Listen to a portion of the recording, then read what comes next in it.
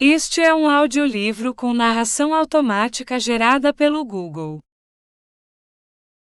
Livro Audileve. Por Brito Camacho. Audileve. O estudante que ontem, no Rócio, foi atingido por uma bala na cabeça já faleceu. Nos jornais. Como não havia de adorá-lo, se era seu filho único? Para mais ele era o retrato vivo do pai, com todas as qualidades e todos os defeitos, se um filho pode ter defeitos para a mãe que o estremece. Ficara com ele nos braços, viúva pela maior das fatalidades, quando ainda não tinham secado de todo as flores de laranjeira que lhe tinham posto no cabelo no dia do seu casamento, e nas suas faces havia ainda um pouco do rubor intenso com que as haviam tingido os beijos loucos que ele lhe dera já seu marido, ao voltarem da igreja. Anos e anos chorara a sua viuvez, e mesmo quando o filho lhe estendia os bracitos gordos, muito risonho, as suas lágrimas não estancavam. Mas o sal pranto já não era só de dor, a desgraça ainda lhe escaldava a garganta com soluços que lhe vinham do coração, mas já lhe nimbava a alma a promessa de uma felicidade remota. No filho via o marido, era como se dentro de um túmulo, assistisse ao esplendor de uma aurora. Se não havia de adorá-lo, a pobre mãe. Quando ele lhe saiu de casa para continuar os estudos, pareceu-lhe que ficava viúva pela segunda vez. As suas cartas mitigariam a sua saudade, e ela havia de lê-las com tamanha devoção, evoca-o com tanto amor, que a leitura seria afinal uma conversa entre ambos, ele a enxugar-lhe os olhos com beijos, e ela a lavar-lhe as faces com lágrimas. Já então ele era quase um homem, alto e desempenado, uma penugem leve prenunciando um bigode negro, que seria talvez farto e provocador como o do pai. Muito estudioso e ao mesmo tempo muito inteligente, contava as distinções pelos exames, nunca se rebaixando a esmolar uma proteção, mantendo sempre perante os mestres uma atitude que, nem por ser respeitosa, deixava de ser altiva. Ainda nisso ele era como o pai, orgulhoso sem presunção, delicado sem maneirismos, altivo sem arrogâncias. Como não havia de adorá-lo. Surpreende-se a fazer projetos de vida em comum, quando ele acabasse os estudos, e fosse para aqui ou para além, exercer a sua profissão. Já a deixariam livre os negócios da sua casa, que a retinham agora separada dele, a contar o tempo pelo seu amor, e a achar os meses infinitamente mais compridos do que dizem os calendários. Talvez ele um dia casasse, mas nem assim o deixaria, humilde na casa alheia, fazendo-se útil, sendo prestimosa, realizando quantos milagres fossem precisos para se tornar indispensável. Pois se ele era a única razão da sua vida, como poderia alguém roubar-lhe sem ao mesmo tempo a matar? Recebia as suas cartas em dias certos, e nunca ele deixara de lhe escrever com a mais rigorosa pontualidade. Às vezes eram apenas 4 linhas, meia dúzia de palavras que ela umedecia com os olhos, para as enxugar com os lábios. Como não havia de adorá-lo, a pobre mãe, se ele era o seu filho único, para mais o retrato vivo do pai, com todas as suas qualidades e defeitos, defeitos que para ela eram qualidades. Ora sucedeu que naquele dia, estando como de costume à espera do carteiro, viu que ele passava pela sua porta, sem entrar. Era lá possível não ter carta? Provavelmente confundirá-a no maço, e só daria por ela finda a distribuição. Viria então entregar-lhe-a. Passou 1 hora, passaram 2 horas, passou uma eternidade, e o carteiro não voltou. Estaria doente? Ter-lhe-ia acontecido alguma desgraça? Distraidamente, quase sem intenção, pega num jornal. O coração deu-lhe um salto dentro do peito, como se a um leão dentro de uma jaula lhe enterrassem nas carnes uma choupã em brasa. Houvera tiros, houvera espadeiradas, como numa batalha. Do campo tinham retirado muitos feridos, tendo lá ficado alguns mortos. Foi lendo tudo, devorando as colunas do jornal, à procura de um nome, na ansiando um condenado à pena última, que um indulto pode salvar. Esse nome lá estava. Ferido com uma bala na cabeça, foi levado ao hospital, onde os médicos verificaram o óbito. Não chorou, não soluçou, não gemeu, aniquilada por completo. Quando voltou à consciência da realidade, ainda tinha nas mãos o jornal. Serena e trágica, como se debruçada sobre uma sepultura visse lá dentro o próprio coração, trágica e dolorida como se lhe pesasse na alma todo o sofrimento humano, morta para o amor, abrasada em ódio.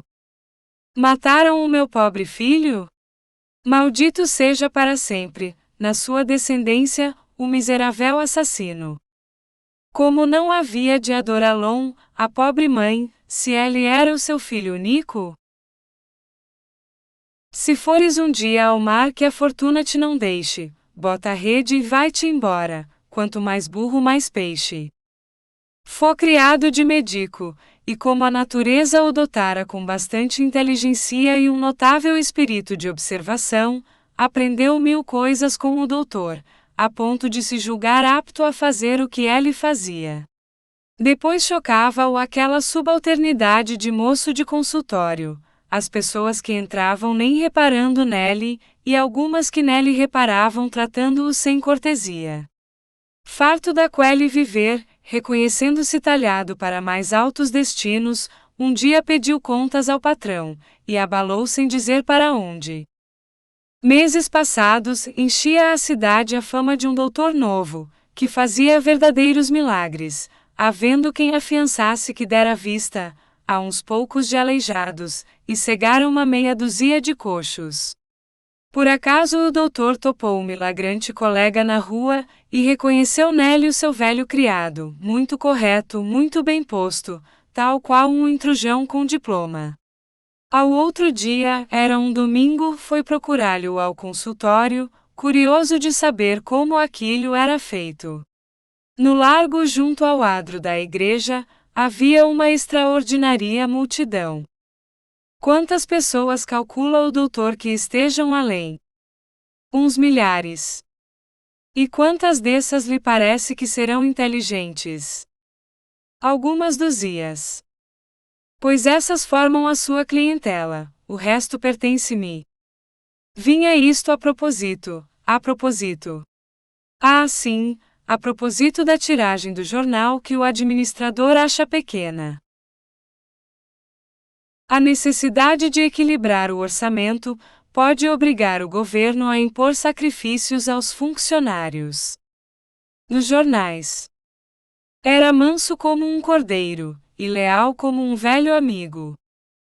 O general montava raras vezes, mas ia todos os dias visitar o seu turco, limpar-lhe a manjedoura, pentear-lhe a crina, passar-lhe a mão pelo lombo, numa caricia que o animal agradecia, olhando-o com ternura.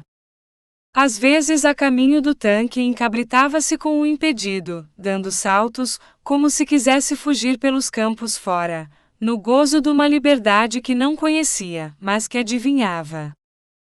Lá embaixo na várzea, as eguas pastavam tranquilamente, e os poldros virgens de toda a domesticidade pulavam como cabritos, metendo a cabeça entre as mãos, e logo desatando numa correria doida, bebendo os ventos, o pescoço muito estendido, o focinho alto, as narinas muito abertas, respirando com estrondo. E era então que ele se encabritava com o impedido, firmando-se nas patas traseiras, dando grandes sacões inúteis, porque a arreata era firme, e a mão que a segurava era forte. Que bom devia ser a liberdade? Por certo o tratavam bem, mas aborrecia-lhe aquela vida ociosa do quartel, todos os dias a mesma coisa, comendo e bebendo por toques de clarim num automatismo de machina, com uma regularidade pendular. Mas era manso como um cordeiro, leal como um velho amigo, uma criança faria dele o que quisesse. Ora sucedeu que um dia foram dizer ao general que o seu turco tinha arrebentado, o impedido com uma parelha de coices.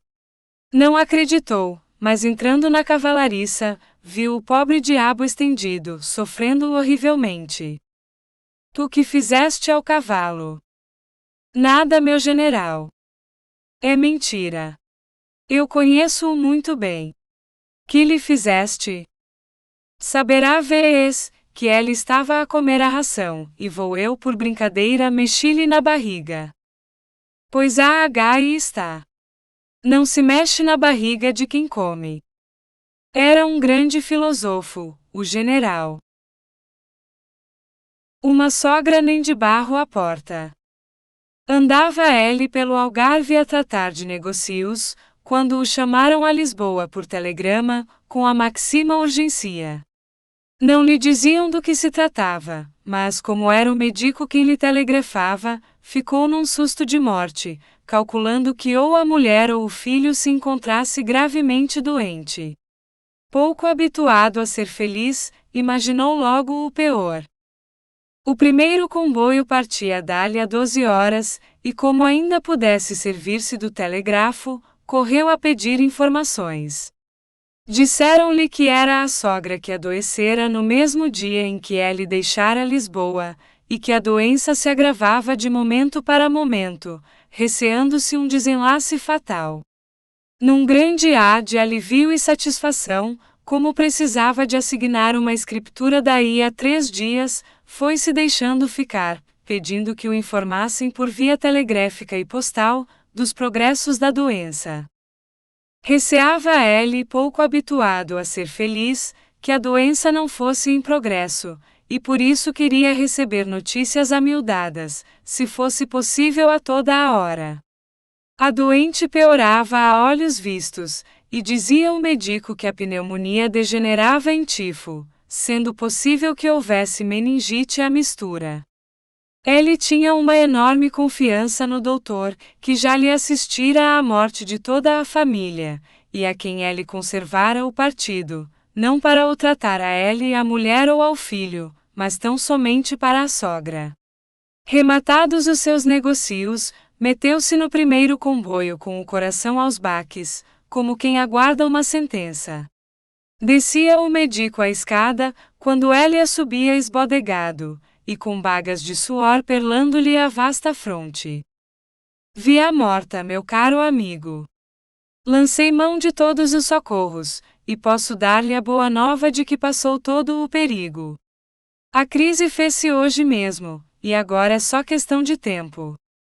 Subiu o resto das escadas a cambalear, como um hebreu, e atirando-se para cima do sofá que havia na sala de entrada, num abandono de quem se vê irremediavelmente ludibriado. E eu que tinha tanta confiança nesta besta do doutor. A polícia, ajudada pela guarda municipal, fartou-se de espancar os cidadãos pacíficos, realizando muitas prisões. Nos jornais. A estrada larga e poeirenta passava junto à porta sempre aberta do jardim, marginada de choupós e eucaliptos. Toda a gente das aldeias próximas por ali fazia caminho no giro da vida ordinária, homens, mulheres e crianças, alguns descalços e outros rotos, a maior parte sem pau nem pedra, gente pacífica como bois de trabalho, muito pacífica e muito humilde. Aos domingos nos dias santos, quando havia festa em alguma igreja do sítio, por ali passavam ranchos de moças garridas em cabelo, cantando e rindo, cada qual pelo braço do seu namorado, parando aqui e além, aos abraços e beijos, como numa quermesse flamenga. Pois era nesses dias que o Pandorga, locatário do jardim, quase escondido por detrás de uma parede de bucho, atirava os cães para a estrada, assolando-os às canelas de quem passava. CSI, e arregalava o olho guardado no seu esconderijo, rindo muito sem fazer barulho quando os cães rasgavam as saias das raparigas ou as calças dos homens, e muito mais quando lhe apareciam de rorro após a luta, levando ainda nos dentes bocados de carne e sangue. Ora sucedeu que um dia havia festa ali perto, como o Pandorga assolasse os cães CSI, contra um bando alegre de camponeses, rapazes e raparigas que iam passando a cantar, pacíficos como bois de trabalho, ouviu-se um estalo seco, como um rebentar de escorva, e o baque de um corpo que cai, lá adiante, por detrás da parede de bucho. Soube-se depois que tinha morrido o Pandorga, e os cães nunca mais assaltaram as gentes que passavam pela estrada, larga e poeirenta, e de quando em quando paravam abraçando-se e beijando-se, como numa quermesse de Rubens. Ontem, na Praça de Touros, houve uma ligeira manifestação de desagrado à família real.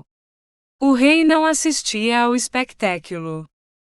Nos jornais, falava-se muito das suas valentias, embora ninguém citasse dele uma façanha autêntica. Esperamos que você tenha gostado desta prévia. Para continuar ouvindo este audiolivro no Google Play Livros, use o link na descrição do vídeo.